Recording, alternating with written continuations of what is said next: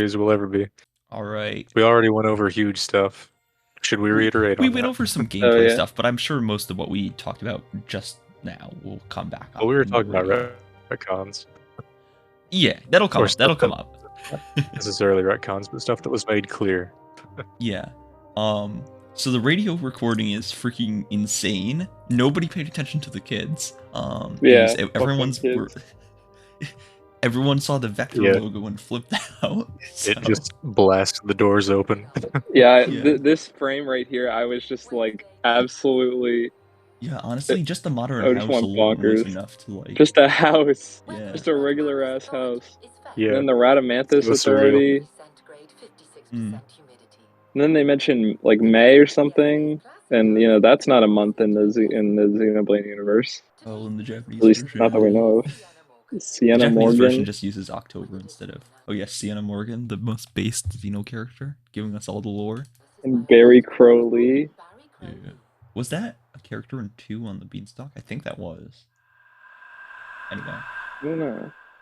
I'm gonna be honest, I'm not that deep in it. I'm like, who are these names? Sienna Morgan's new, but I think Barry Lee could be a reused one. What's interesting about this is we've never, at least to my knowledge, I don't think we've actually seen Earth pre, what is it? The area in 2, I'm blanking on the name.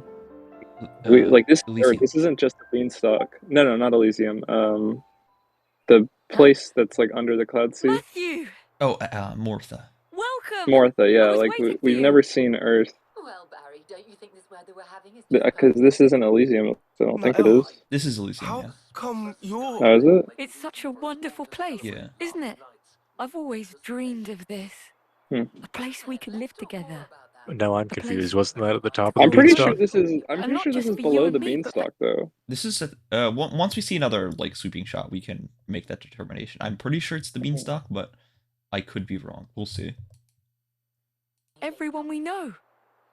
Every who? Okay, I the voices here like actually made me laugh out loud. Anyway, Radamanthus spaceport. So at midnight on the 16th, the first Radamanthus spaceport saw the launch. So, yeah, this confirms Radamanthus is like I guess the nearest. Likely the nearest, yeah, because they talk about Minos as we'll get to that. But this is like the first thing, like, oh, Radamanthus. That's an important name. Earthlife colonization project. That's an X reference. Yeah. Mm-hmm. Let's see. Yeah, that's an X reference. I don't think Icarus is Icarus. That's such a Xeno name to use, but I don't think it's been used before. Not to my knowledge. Yeah. But so that's like an X thing, right? They're sending out a bunch of colony ships, which is also very Saga-y and Gears-y, right? Expanded out from Lost Jerusalem into the stars and found in Neo Jerusalem, and in Saga 5th and 4th and 3rd Jerusalem too. What's the X ship called? I forget. White Whale. Yeah. The White Whale. That's right. Also, they freaking straight up mentioned Sagittarius, which they haven't done since Gears. Basically, the Gears planet is located somewhere in the Messier 24 star cluster, which is in Sagittarius. So them just like name dropping Sagittarius again is like, all right. Oh, I don't. Actually, I want to look at the Carina arm because I don't. Carina arm, Sagittarius. But just want to go off on a tangent. Messier 2 or Messier 24 is, then I am actually popping off. This is unrelated, but I always just think of. Oh my god, Messier 24 is in there. No way. Okay, so I can't share my screen, but basically there's, you know how the galaxies are like the swirls, right? Yes. There's like the 2 big swirls that are like opposite of each other, and then there's like the smaller swirls that expand outward. Right. The arms, right? So the second arm, the second layer of arm in Sagittarius is called the Carina Arm. And within that arm, there's a number of star clusters, but notably there's the M24 star cluster, which is where in Perfect Works is mentioned, the Xeno Gears planet is located. Interesting. So we're getting the lore. So what was name dropped with that?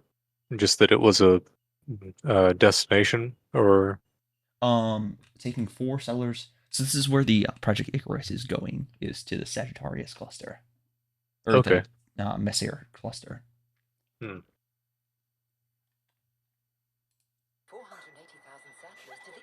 Once again, just always thinking about the timeline, trying to figure this out.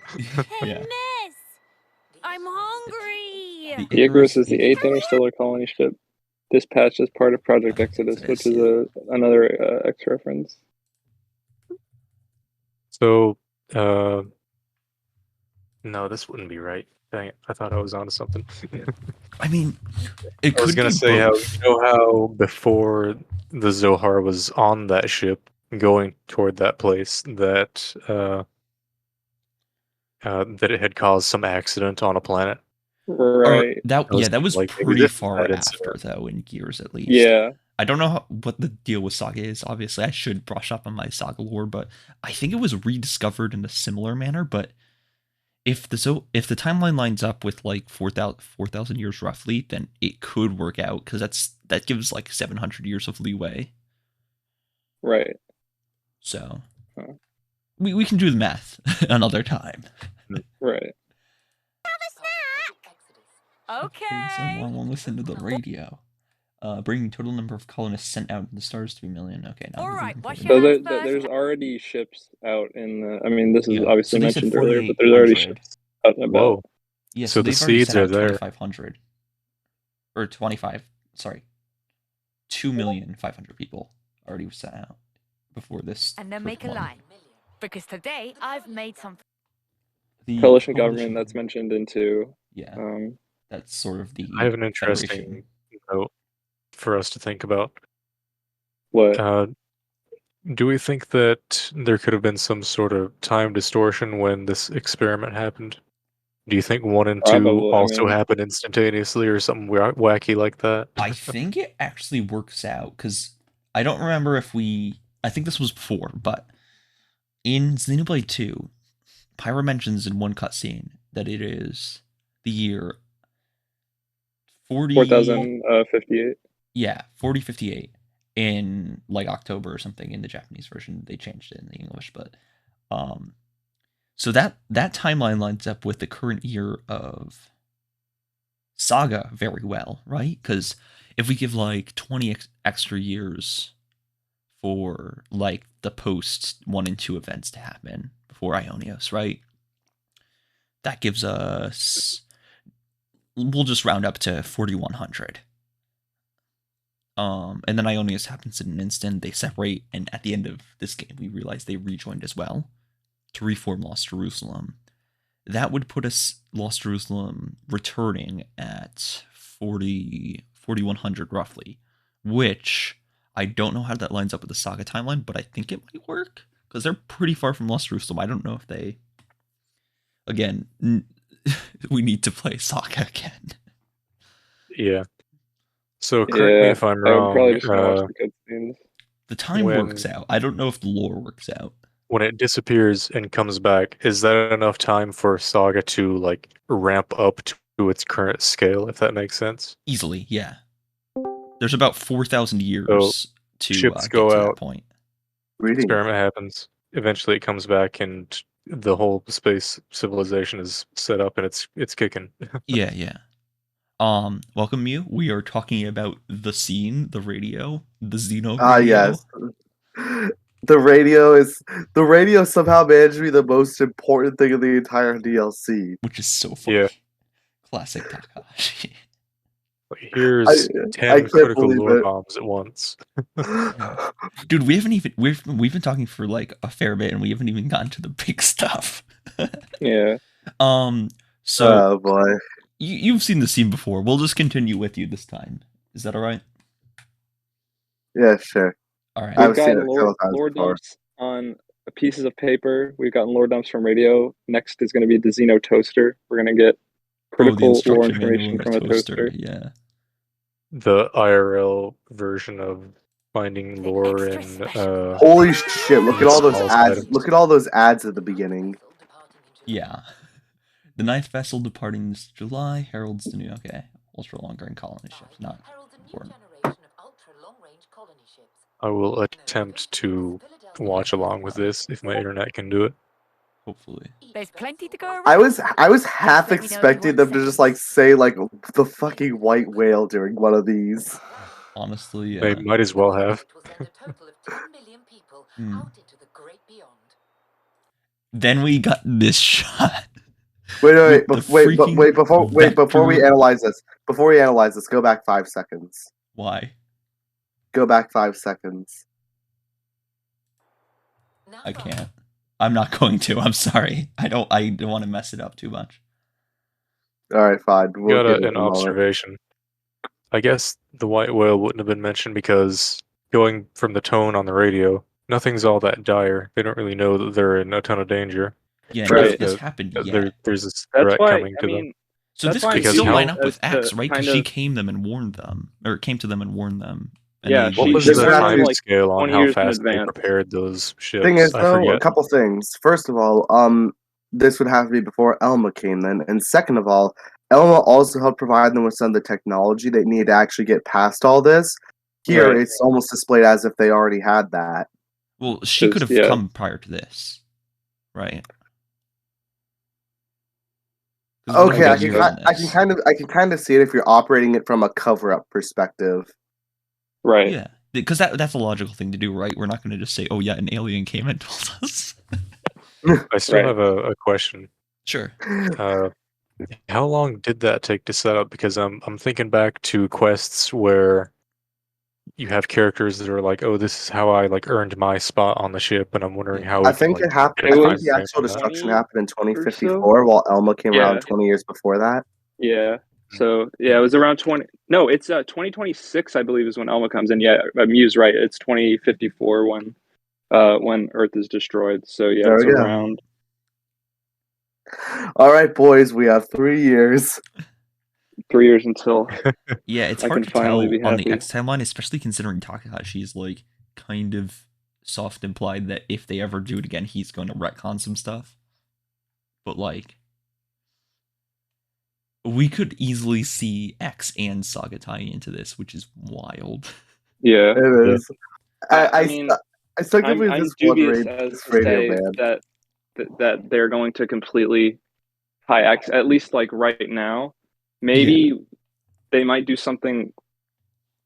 Jeez, it's so complicated because we know Takahashi is like not opposed to just completely retconning like a lot of stuff. So I don't know what to think, man. He usually retcons like small stuff, and it's usually pretty smooth most of the time. Luckily, yeah. Like X is something that would have to change like a fair bit, but like right, which is so. Yeah, the story wasn't the focus on that one, and they cut. I'm afraid that that these planets coming back together is Mira. I've already said so, but I don't want that to be the case. That was my first thought.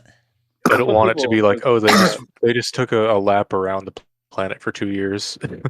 Yeah, but I don't think that would make sense considering like the original. The two things I've seen for the ending, for like the very ending, is that it's obviously the two planets of, I guess, like Bionis planet and Alrest come back together and form Lost Jerusalem, and that's Cosmos. Like that, the comet is Cosmos, and that the other thing I've seen is that it's Mira, and that's the white whale. Yeah, those are the two theories, and I can see it either way because there's been so many theories about the geography of Mira that like, right. I could see it going either way, honestly. Yeah, but fingers crossed for Saga. The Vector logo is on his radio. They literally had the fucking Vector logo. Yeah, like, they had in 2 as well, but with 2 it was just straight up on Cosmos's like pod. This is just on a freaking radio. And Vector, we looked it up the other day. Vector has been around since Lost Jerusalem, and they make everything apparently. Yeah, Yeah, so basically we literally have Vector, which is, I mean, okay, you could dismiss the name as a nice little nod, but you cannot dismiss this as a nice little nod. That's the fucking Vector logo. Yeah. What does that tell us about Wilhelm, though? Is he around? Wilhelm might be on aegis. Maybe he's on the Beanstalk. If this is supposed to be like the actual Vector Corporation, then yeah, Wilhelm would be around. I think you mentioned, Will, like each space station seems to have like a top scientist assigned to it. Like we'll get to that in a second, but we know Klaus is assigned to Radamanthus.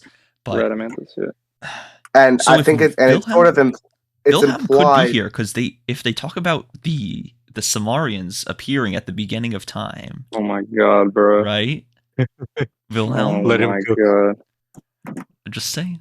And they came and planted the seeds of life on Earth. Just saying. Right. Just saying.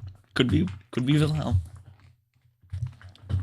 Anyway, done cooking. When do we get to the wave existence spilling out? We're cooking.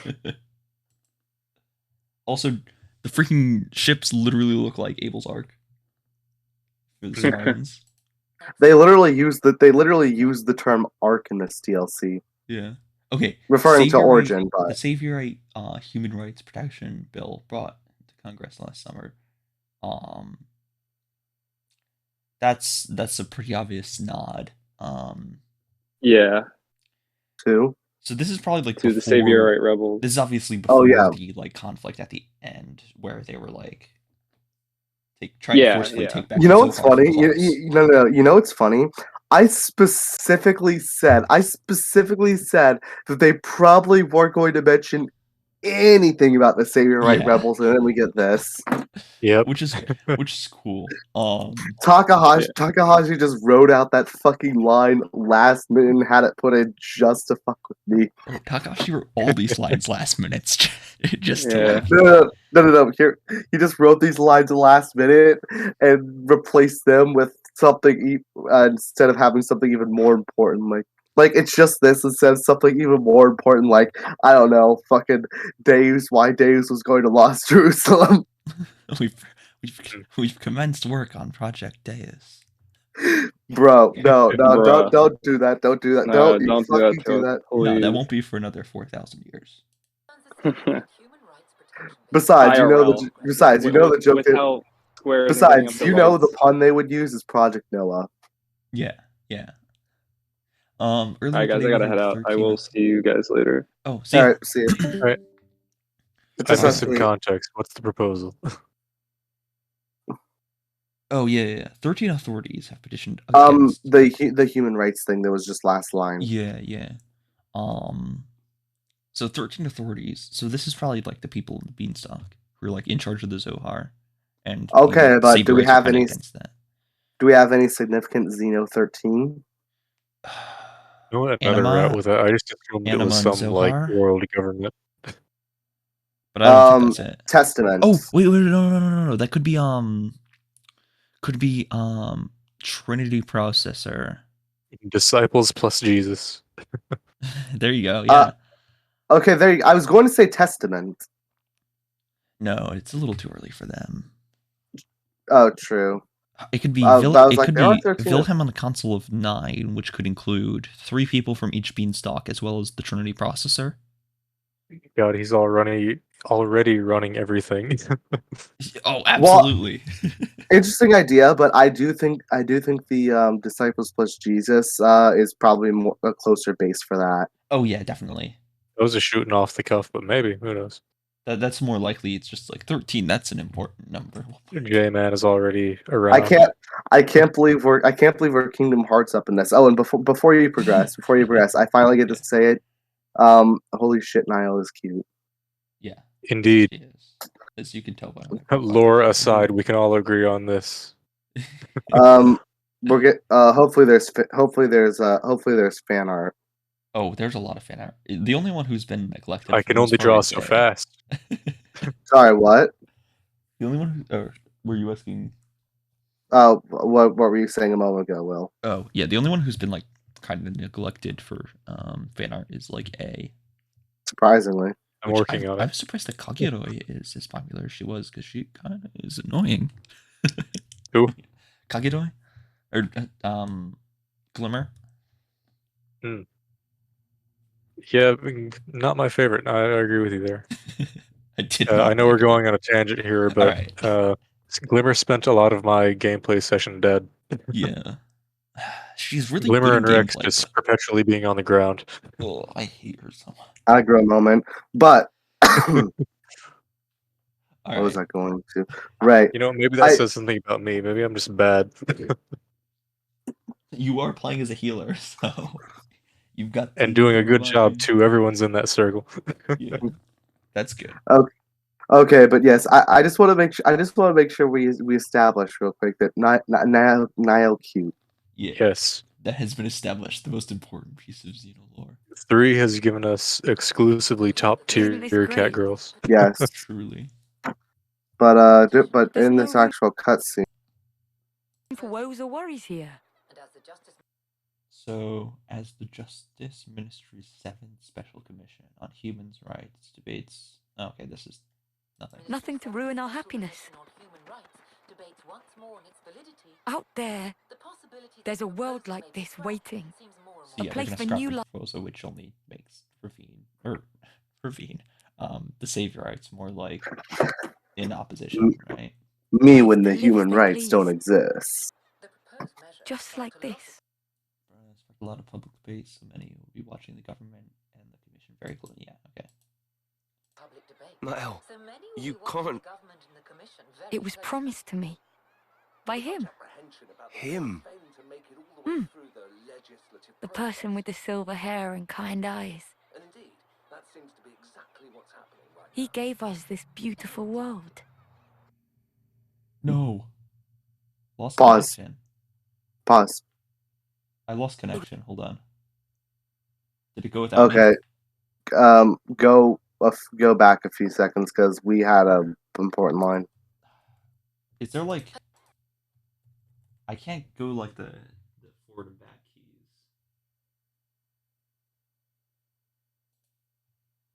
keys. Okay, that works. The person with the silver hair and kind eyes. Yeah, that's cool. All right. He gave us this pause. So this is the freaking oh my god moment, right? This is the second oh my god moment. The first one was the vector logo. So read it because I can't see it. So it says, and now Dmitry Yuryev, councilperson from the Minas Authority, which is an absolute bombshell. So interesting enough, that seems to imply that Radamanthus and its surrounding area is considered an actual region, as well. Radamanthus Authority, I think, is referenced earlier in this very cutscene, actually. Yeah. So So there's also an aegis Authority. Mm-hmm. So yeah, Minas Authority is probably just the government of the or the sort of leading party of the council or what have not of Beanstalk. Yeah, but question. I think I'm about to say something very basic here, but just for clarification, all 3 towers are constructed to help out doing like the same thing essentially, right? They're all part of the same system. I will check on Mui's research. That's what I assume, but that's solely based on one, just the light going around. Siren lore. My fun was like connected to all those. Yeah. I hate the fact that Mui has now basically Antero actively provided us huge lore, or retroactively. Mui has retroactively provided us some very important lore. Yeah, so reading off the translation on WordPress, thank you. During that time period, the unified government set up 3 orbital tower beanstalks on the equator. First tower Radamanth, second tower Aegis, and third tower Minos. These towers were connected to the low orbital position to create an orbital ring. This project was set forth by Eidos, which is, I think, the government, and the orbital ring was meant as a way to study the gate far from the surface of the Earth. Okay. So yeah, it was all for Zohar experiments. Interesting. And Dmitry is there. So Dmitry is an important character. Yeah, no, that was a bomb. That is a bombshell. Like, no. Like, if you go back and just look at the shit I was saying in the FR spoiler channel, like you could hear my react. You could kind of see my reaction when I was yeah. Let me just grab it real quick, just so I can. So basically, Yuriev is in charge of or he was doing a ton of experiments with Udo and like trying to make contact with it. In Xenosaga, he created like all the URTVs like Junior, Albedo, Negredo, or what was Okay, his name? Okay, hold on. Here we are. What is this starting scene? Okay, tell me nothing. This is big. That is somehow the least important of the immediately upcoming scenes. I can't say anything. What? What did they just say? How is that background dialogue? I was wrong. They were mentioned. What the fuck is that name? No, they're not doing that. No way. Yeah, so it says here on the XenoWiki that Yuriev was created by the Galaxy Federation, which exists here. They call it something different, but it's the same, I think, right? He was created by them to counter the immigrant fleet, which also existed at this time, which could be connected to Savior Rights. We'll have to figure that out later, but yeah, he wants to study the Zohar and use it. Which is... And you're okay, reading the next paragraph. Yuriev is a former Galaxy Federation Parliament member. Quite influential in his time in Parliament. Oh, that lines up suspiciously well. Yeah. And considering he's the council person of the Minos Authority. This is okay. We know Dimitri is important. Let's move on. Has issued a statement concerning the matter at hand. So he's issuing a statement on the Save Right bill. Yeah. We can set out unburdened, and all this can be lost connection. Oh, you did? One moment. Sure. Yeah. All right, we'll wait for you to get back in. Yep, I'm back. All right. We don't need any of this. Is this the point in which the radio stops completely? I think so. Yeah. Yeah, the radio's done by that point. So, right before we get to hear the fucking statement. I'm pretty sure that's everything we need to talk about in this first scene. Yeah, that's 90% of what's relevant in the DLC. So now we can go to the credits. Yeah, it's only talking about the protagonists now. Yeah. Which is, who cares about that? Who cares about the story? Alright, so we'll just listen to the credits theme for a little bit. But dude, freaking... This broke me up. Yeah, the credits are good. The fucking nostalgia trip, though. Yeah. I kind of wish they used the Wii graphics for it, but like, I get why they didn't. It would have been way too jarring, since now you basically have 1, 2, and 3 in a similar graphical style. Yeah, which they definitely just did the 1 remake because they were already going to use most of the models for this. It was more or less just an upscale with minor changes, honestly. Yeah, I mean, they were going to redo the models for like 2 or for 3 in Future Redeemed anyway, so like, might as well just release. Yeah. The song gives me a lot of Gears vibes. Yeah, the flutes, especially towards like the latter part, like super Gearsy. I just want to mention how glorious it is that I can't believe that Zeke's theme is now canonically a song. There's a Zeke book and there's a Zeke song. Zeke canonically has a hype track, and his book is canonically amazing. Yeah. Oh, been going so strong for a while too. Yeah. Too bad he isn't in this game. He would probably honestly, steal the spotlight. I was just floored by Gara Plains. Yeah. Gara played as a kid song too. That was fun. Yeah, the flutes here are like super Gearsy. It is. Oh, lost connection. Don't worry though. You don't need to pause. And we're getting the in the meantime. I feel like I'm listening to Stars of Tears right now. Yeah. we're getting the swords passed by. We got the Minato, we got Pyrrhus sword, we got Noah's sword. Lucky 7. And we're about to get Matt's gauntlet, which is important because the fact that you only mentioned in the credits is strange to me because it actually showed it during the final battle itself that the core was there. Did? Yeah. I don't remember. I wasn't paying enough attention. I was still flipping out over the Xeno Saga stuff, but fair. But basically just when and like stabs his sword into the ground, that's when it opens up to show it. Okay, we'll go back and watch that after the post-credit scene. Presumably, that's also why what happened at the end of Chapter 4 happened. Right. That makes sense. Now I'm wondering what you're talking about. The with the memories and Origin activating.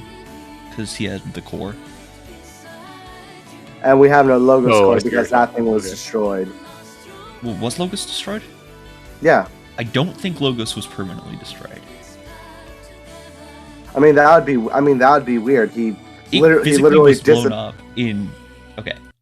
He literally dissipated in front of our eyes. That is the equivalent of death. I don't think Logos is still gone. I think it takes more than that to destroy an Aegis.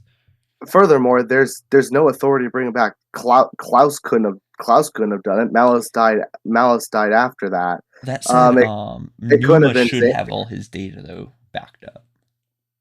In theory, but Numa lost her powers at the end. Remember?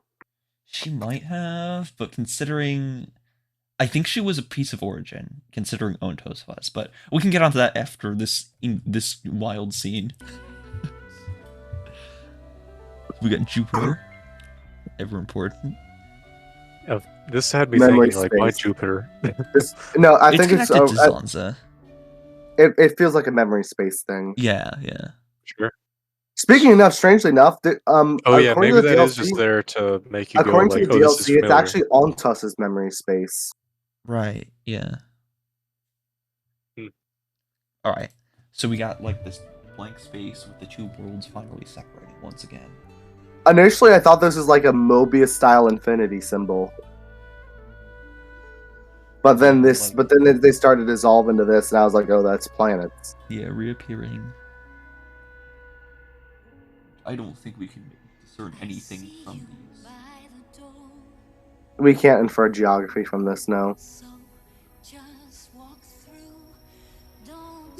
The light coloring is subtly the same as Agnes. Well, that's Mobius and Infinity and all that. Same as the cutscenes where they talk about it drifting apart and all that. Yeah. Yeah. That's so then it's unimportant because you can already obviously tell. Yeah. Like. So we've just seen the end of 3, I guess. Hold on. That's what I assume this is. Sorry, I keep cutting people off. Say your things. You've got a few more seconds to go. Well, I want to talk about this a little bit first, right? Because fair. This is like there's two big possibilities, right? Actually, there could be one possibility, but there's two big possibilities, right? Sure. We know the first one, obviously, is this is just Lost Jerusalem having returned. Hopefully.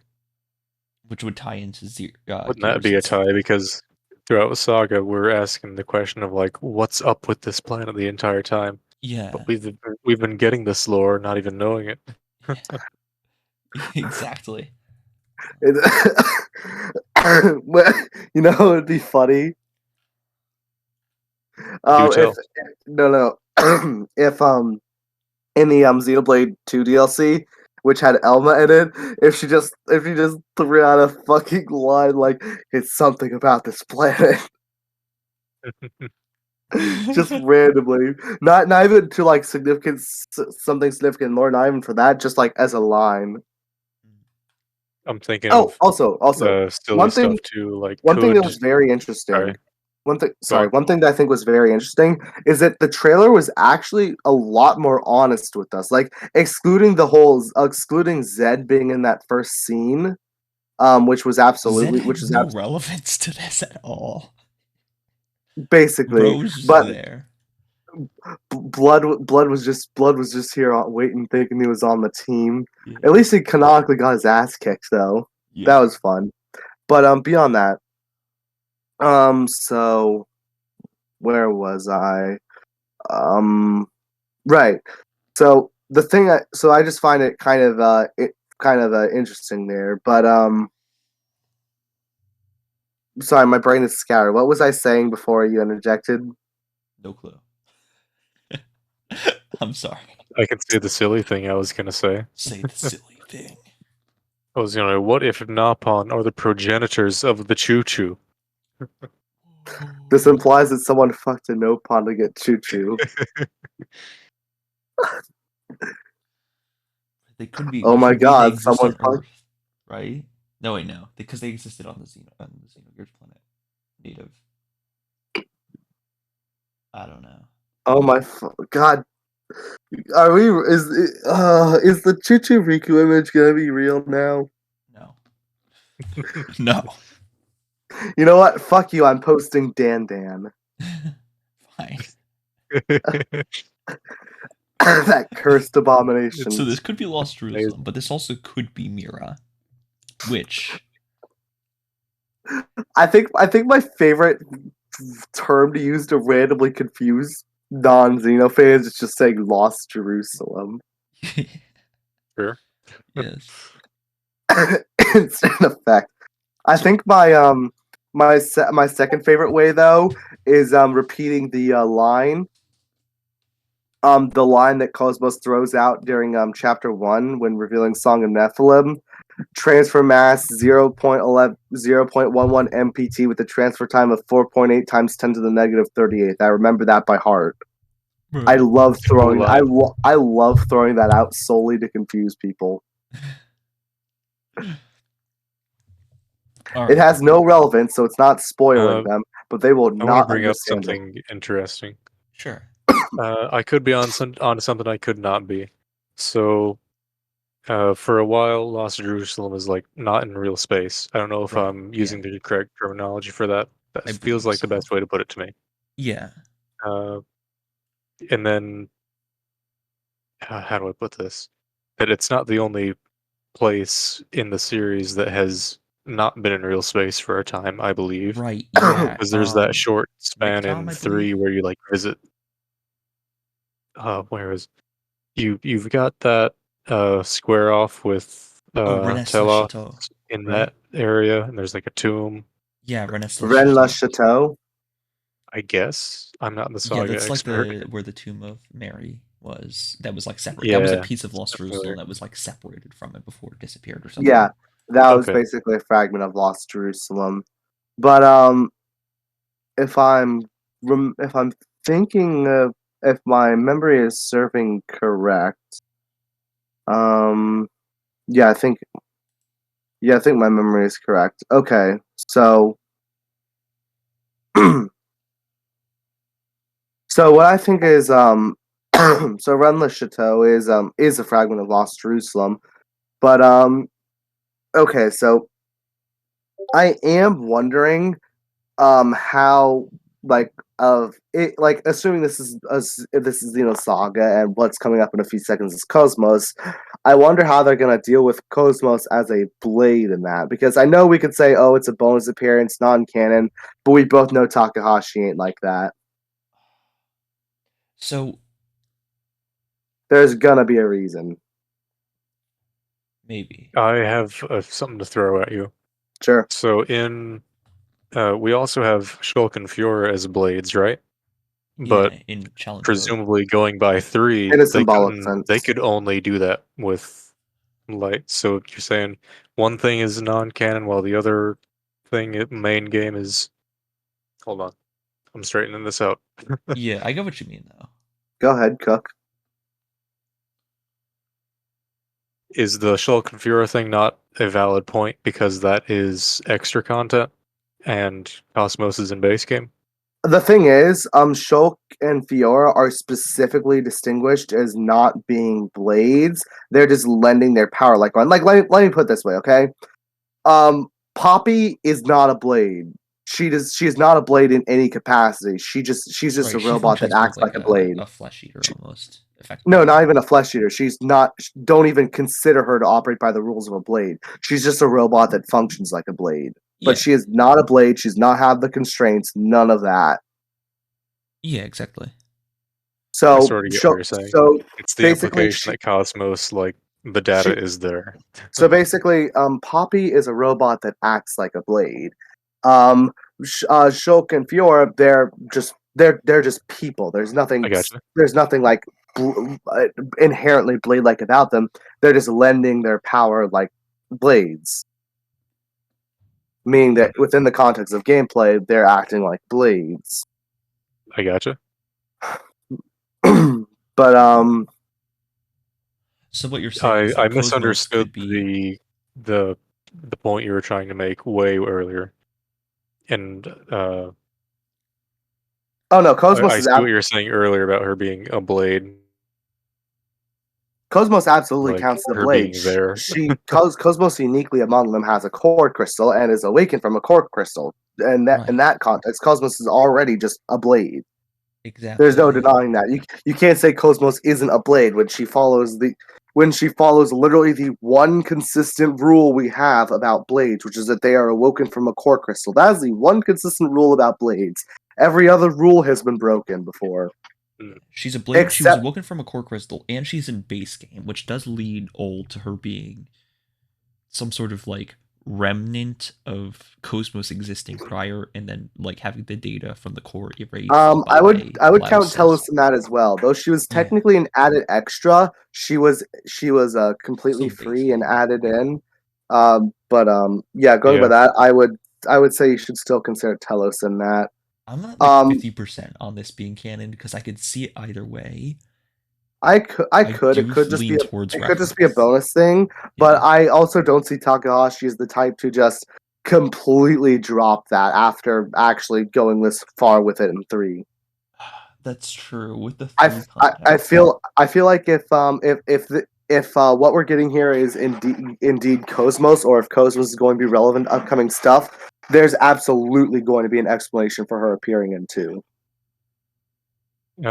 Something that might be related and might not be.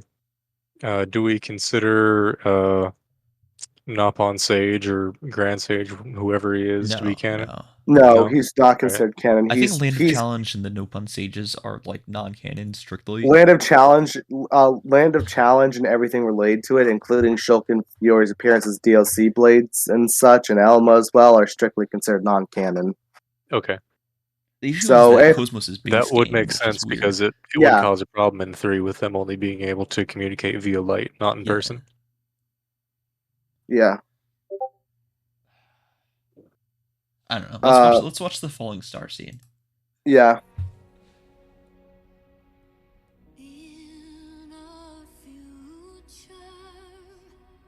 See, I was watching. All right, pause. Yeah. I was watching Luxin's review. Luxin's upper right. You see that? Upper right. You see that extra bright star? Yeah. No, it's all black. There we go. Oh, you've disconnected.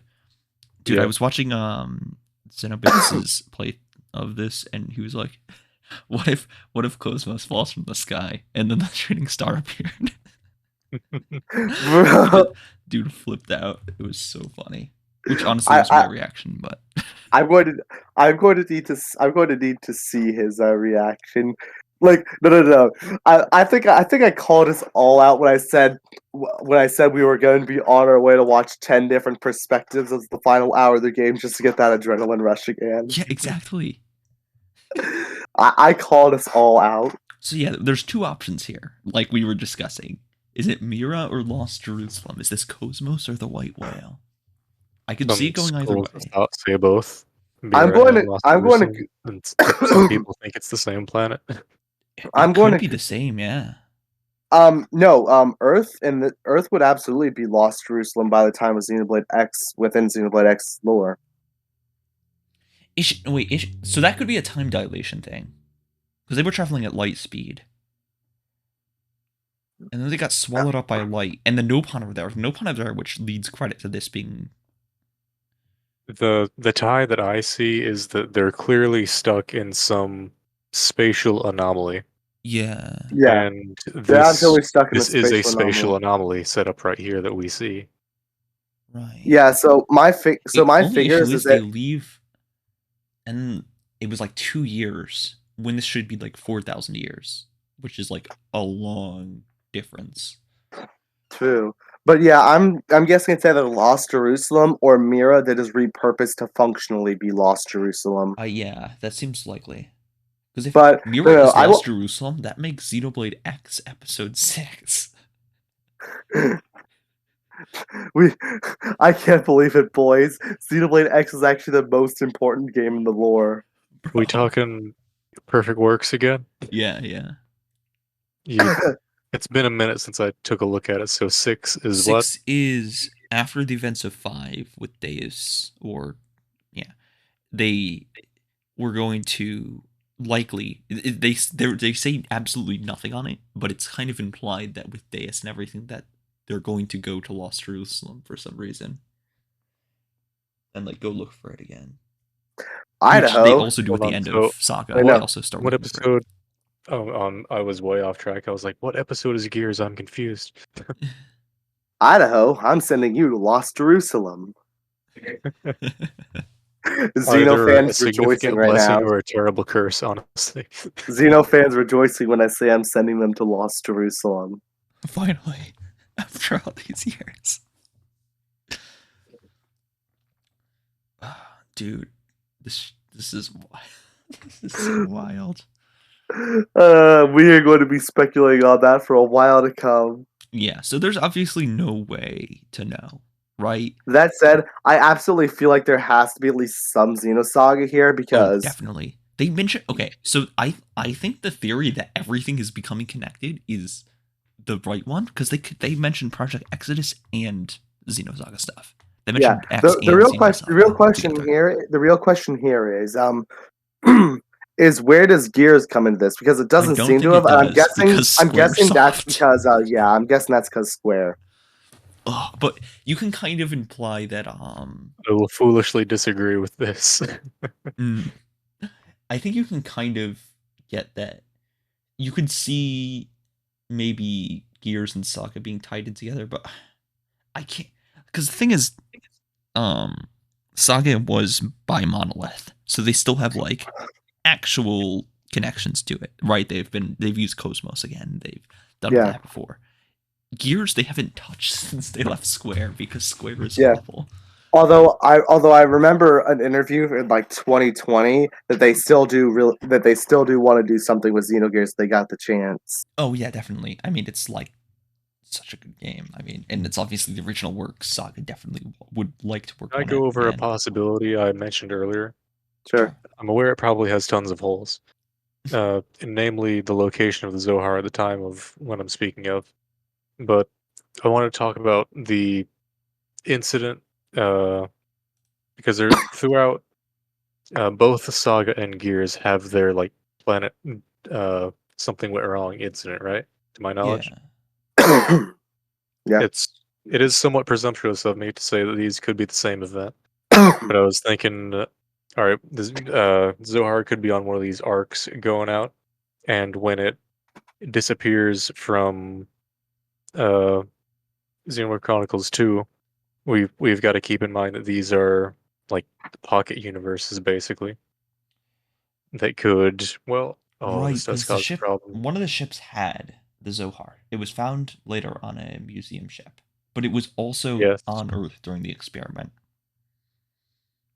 After the end of Xenoblade 1 or Xenoblade 2, it vanishes. Right, I'm thinking how this could work with the whole spatial anomaly stuff going on. I mean, I don't think it's crazy to say that the Zohar could exist in two places at once, because it's just it's a Zohar. Don't gotta explain shit. So it could just be in two places in a three-dimensional world and just like physically work because four-dimensional spaces. It's a Zohar. It ain't gotta explain shit. True, but Takahashi will anyway. It's my personal crackpot theory that every universe has one, and it's all the same one. That would be so cool. And that's what it means by like manifold. It's like a hinge where every universe pins onto. But that's my theory. Also, there's a little thing within every single Xeno series, to my knowledge, the Zohar has always been originally found in Kenya. Yeah. I know for sure that was in Xenosaga. I know for sure that was in Xenoblade, and I'm pretty sure that was the case for Xeno Gears. It's absolutely the case for Xeno Gears. They mentioned that in Perfect Works that was found at a certain lake. Xenosaga literally opens with them finding the Zohar at a lake in Kenya. And Xenoblade 2, the Siren Kit mentions it. Right. So the Zohar has always been found in Kenya. And we won't go over the can of worms that's the ruins that it's found in. That's a whole other really interesting matter. Yeah. Oh boy. Sumerians, Wilhelm? Please no. All right. You know what? I'm calling him Wilbert now. Fuck you. He's no longer Wilhelm. I'm gonna say Wilhelm because it reminds me of the Wilhelm scream, which I find funny. Yes, but Wilbert. Wilbert is funnier. He's Wilbert now. All right. With all this lore out of the way, I do want to check out the Numa core scene that you mentioned because I totally missed this during my playthrough. Yeah, I'm pretty sure it's right after N stabs his sword in the ground. And gets all dramatic. So just like the end. Unrelated to the lore stuff entirely. What do you guys think of Alpha's design here? Cool. I like the look. It works, yeah. And I've said it before, I like how he consistently dresses like a Saga character. It has all the design elements of a Saga character, the like very rounded clothes and the circles throughout his design. One thing I find interesting is they definitely make him look way more invincible than Zanza did in this final fight. Yeah. Pause. Sorry. Okay, so just want to mention this before the actual moment comes up, but for instance, while we can presume Zanza would have eventually won just through sheer longevity in the final fight before the Monado 3, even before that, they were kind of kicking his ass. But here it's kind of the opposite. He's just taking everything. They throw at him without much of an issue.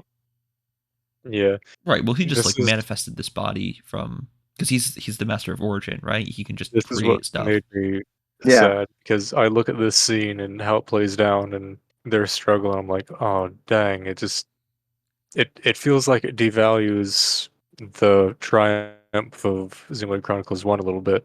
Because it really puts into perspective, no, they just won because Alvis was suddenly on their side. Yeah. And he was actually God. Well, Alvis only gave, like, Shulk a sword, really. He wasn't, like... He gave him admin perms. The way to say... It was still like a battle between admins, he just gave him, like... He elevated him to the same level, basically. It's more so that once Shulk proved himself to be on an equal level to Zanza, that's when Alvis decided to go beyond just helping him out and getting stronger to actually just personally just switching sides. Before then, Alvis was like, who will it be, Shulk or Zanza?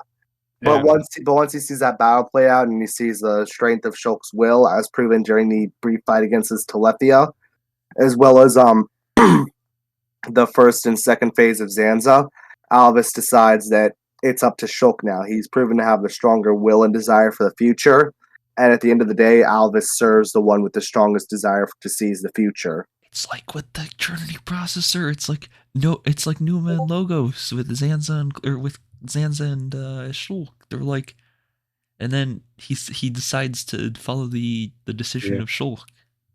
Also, an arbitrary thing. I know we're also still talking about very old stuff here, but I'm guessing like a computer like knows its user basically, right? And Zanza foolishly, this is already stuff we know, that fostered to being similar to himself. That Alice, that's also the user. At least that's what I'm thinking of it, like on a biometrics level. You're like, oh, he's got the same footprint or fingerprint. He's got the perms. Right, yeah, that makes sense. That's just how I think of it, I guess. Mm.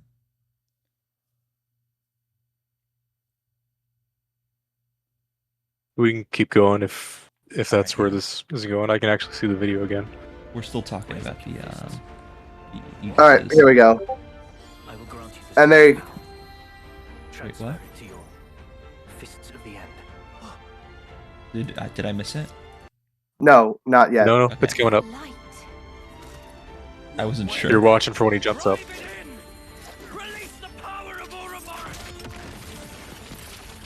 Here you go. Shut the hell up already! It's coming up. Oh, I see now. Yeah. I missed that. Another few frames. It gets even better. Yo. There you Just go. Stop pausing and just go. You'll notice.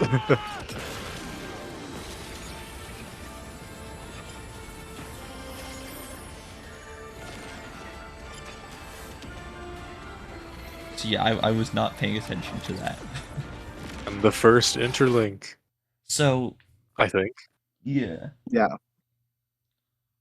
This also strongly implies that the existence of Ouroboros is tied to the aegises, which immensely gratifies me because I basically said that Miang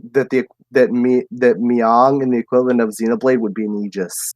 Well, yeah. Miang and Elvis are basically the same. Essentially, how the processor works, as they explained it, is that Logos and Numa are the male and female aspects of the processor or Kadamini, and then Elvis is the arbiter who decides between them, which in Kadamini there was the Animus and Anima, which presented queries, and then the persona decided, and then the persona was placed into Ellie's body, which became Mia.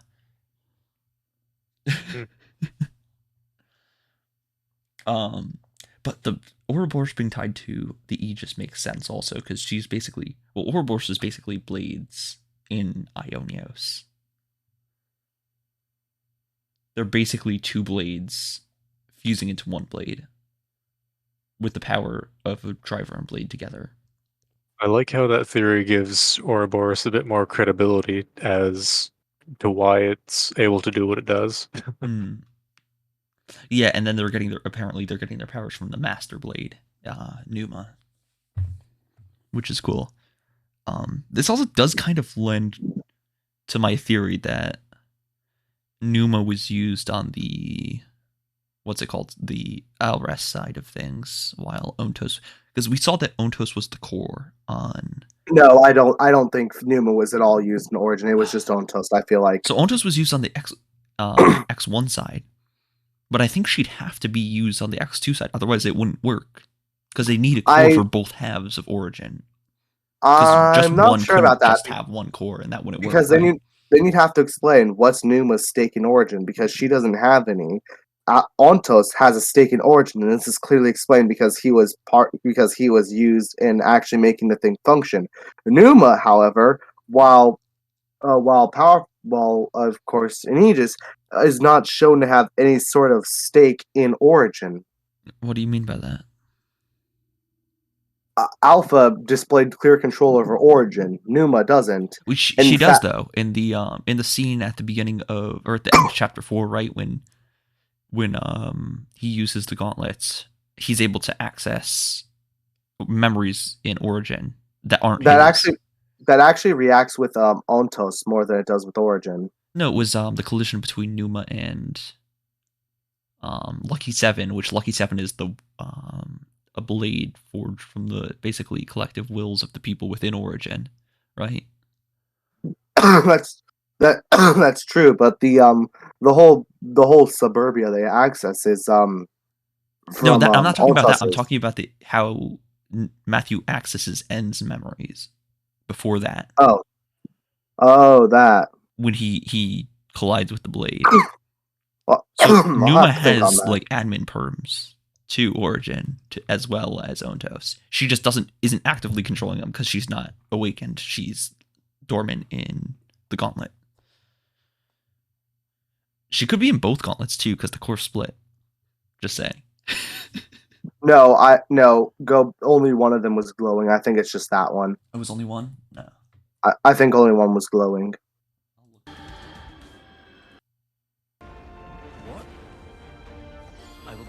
Can't get a good view of the other one.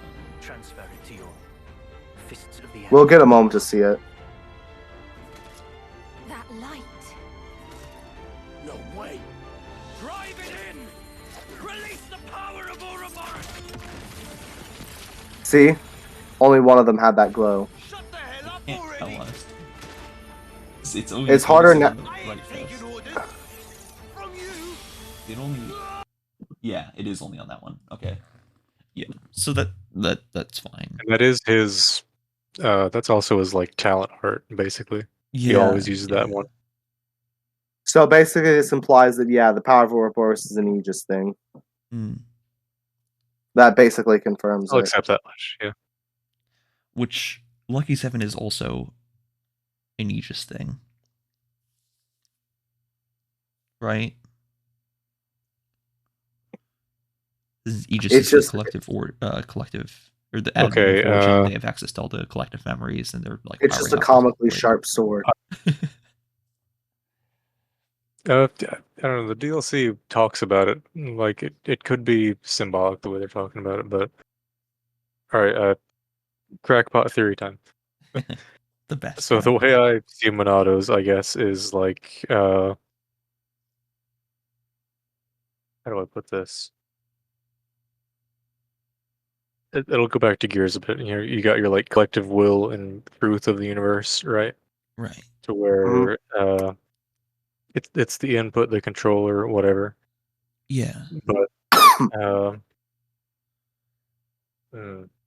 I wouldn't call it like collective unconscious given form, but yeah, I get what you mean though. It's like the wills of like everyone's collectively, subconsciously. It's kinda, yeah. So I'd call power of friendship the somewhat.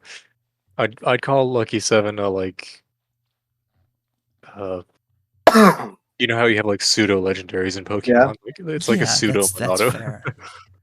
You've got they're like the you've got like Logos and Pyrosaur and the Monado, which are like Dialga, Palkia, and Giratina, like it's a Monado, and then you have like the freaking Lucky Sevens, which are like the little what's it called? Those stupid little legendaries you have to get to open the gate to the legendaries.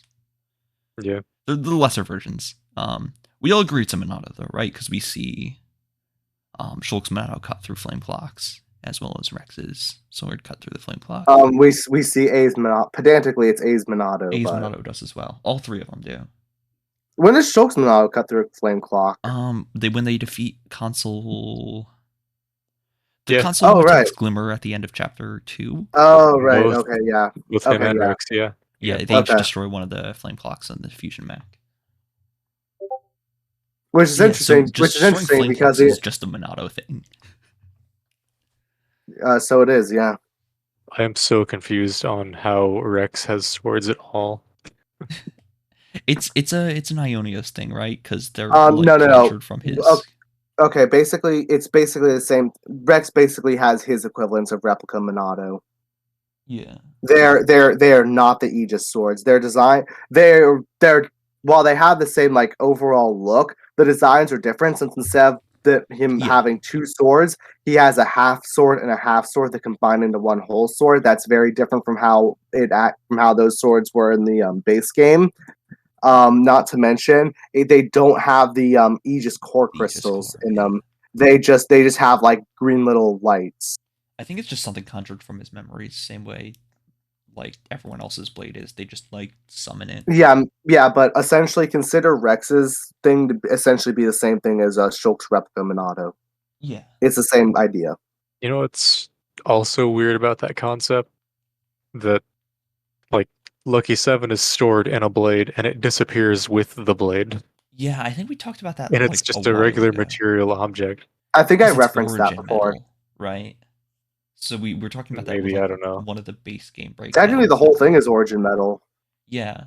So because Matthew's fists also have origin metal. They have origin metal, and they also appear and disappear. All right.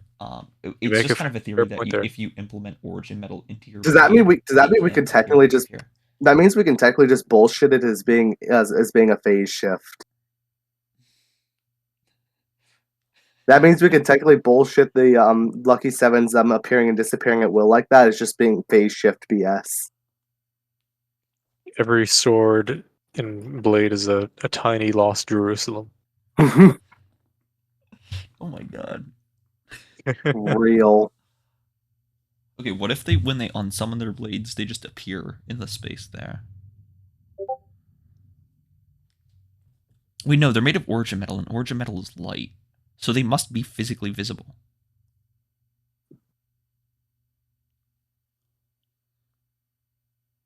What was the origin of this tangent? It just works. The origin? Also, I know it makes sense because he's not been born at all by the time of this, but God, when are we ever going to get what Noah named the damn thing?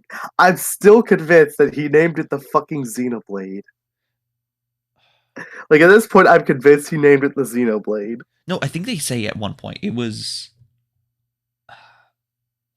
They said at one point. You will need to source me on that because I have a source. They say it at one point in a text box. They don't like. I'm looking for my source right now. You will need to source it because that is. I made it up. I'm Mew's like holding a gun to your head. He's like, "You better have it." Something veil something. The veiled sword. The veiled sword. Where? I need the dialogue where it happens. Lucky Seven's better. Veiled sword truth singer. It's on the wiki somewhere. It's too much. That's a Zeke name.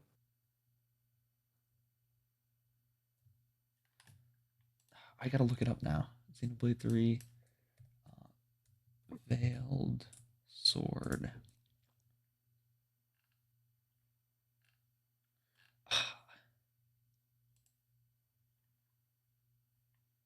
Oh, I think I found my source. Yeah, I found it. It's Truth Singer. Let me grab. Where? Right now. It's on the class menu. First profile.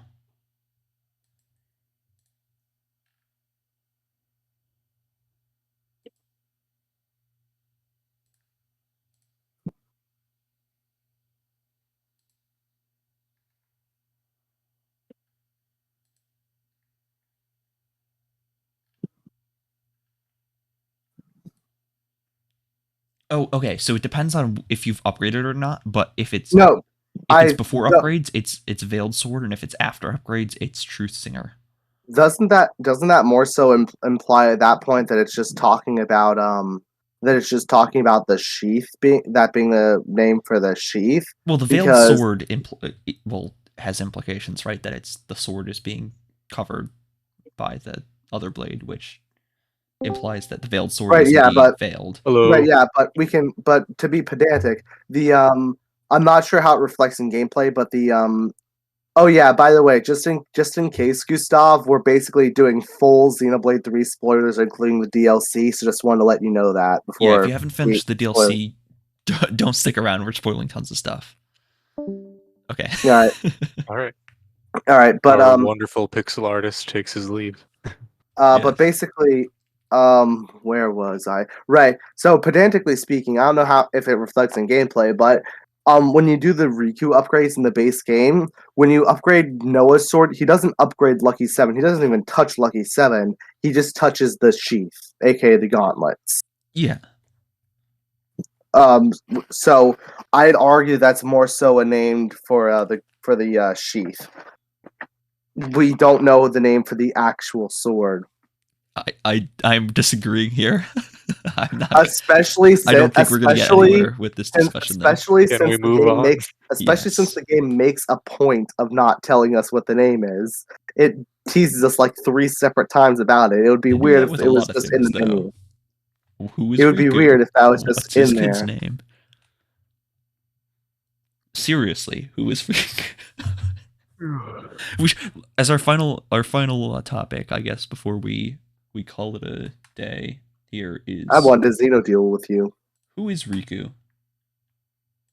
Seriously, who is Riku? He's sort of just there. Obviously, so we know he's from the old world because he doesn't age. His dad is Riki, and apparently his master pawn was Melia, but that's it. Everything besides him is he's just there. I'm really disappointed we never got to see him use Lucky 7. How much theory do we have, though? So sorry, what was that, Slaughter? Oh, sorry. Go on. I want to talk about the people not aging thing. Oh, is that what's going on? Yeah, because it has been a long time since Noah becomes N at the end of his final life before Noah. We know that much. And N here exists. And that means that Noah has gone through... They have been around a while. A number of lives, which means 50, 60 years at minimum, assuming he was reincarnated immediately after dying every time. All right. You've made your point. You don't even have to go into the theoretical science of it. Yeah, I'm going to explain it all because I'm still recording. But basically, Rex and Shulk haven't aged at all in said 100 years, which implies... They just have really good anti-aging cream. that people born outside of Ionios don't age. Because it's a moment frozen in time. That's valid. Doesn't this imply that this implies that N is probably not the original Noah, but this implies that the original Noah shouldn't age. Yeah, none of the original people aged. Thing is, Mobius wiped them all out and started pumping out their own guys. Because that was after... Fair. So as soon as they captured Melia, which happened towards the beginning, obviously, they were able to start creating soldiers. Because Melia has a key to origin.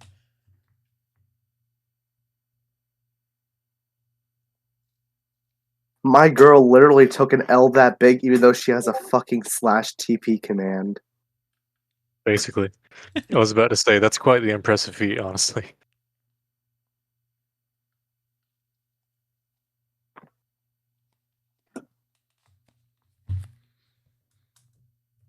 Yeah,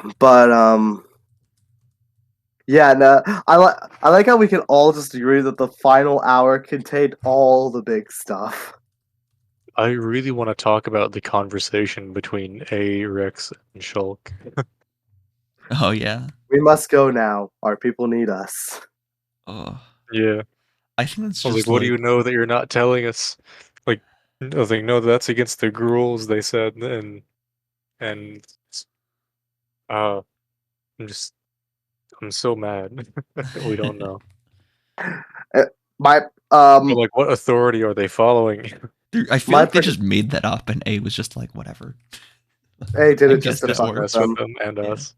That said, it turns out my prediction of Matthew and A having a deep makeout session as the final scene was incorrect. We got a better one. Yes, I learned how to do animation, get a job at Model and stuff, just so I can make this one weird change. Be the change you want to see. Yes.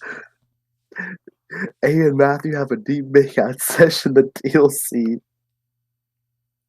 Instead, we got Cosmos falling from the sky. I can't believe Cosmos was their love child all along. No way. Bro, imagine Xenoblade 4 starts out with Cosmos crashing into the hometown. Oh god. On another wild note, I'm racking my brain trying to do mental gymnastics of how N could possibly also be able, but I know it just doesn't work in my head. Oh.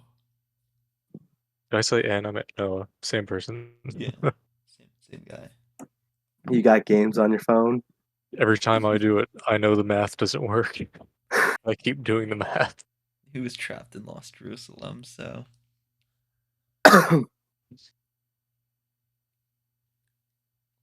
Alright, that was a pretty good deep lore session, I would say. We only lasted, let's see, hour 15, which is pretty good.